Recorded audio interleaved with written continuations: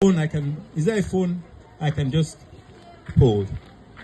So, if you have thank you. If you have a device like this, and you go online, as long as you have data, and you put in www.nelf.gov.ng, you can sit down and apply for this loan. And for the next 30 to 60 days, if you don't know anybody, you don't see anybody, you don't talk to anybody, you don't leave your room, you will receive an alert on the same phone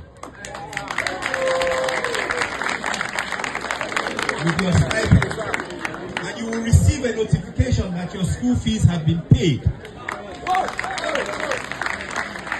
You don't need to know anybody, you don't need to know the MD. If you never see me again, it won't make a difference to you getting this loan. Isn't that amazing? I think the president deserves a round of applause. So, I'm going to run through this very quickly, all right, because I think that this is one place where, with the dynamism I've seen in the leadership and the students I'm seeing here, you're so on the ball, so sharp. You're all so sharp. What happens once you go online, you put in some very basic information. One, we need to know that you are Nigerian. This loan is for Nigerians. Your NIN is required. We need to know that you've accessed the institution properly. So your JAM is required. But I'll come back to JAM. Your date of birth, your name. And you also need to have your matriculation number or your admission number. If you have all those things and you put it into the system, we will cross-check it with the information we already have. What's the information we have? We already have data on all of you.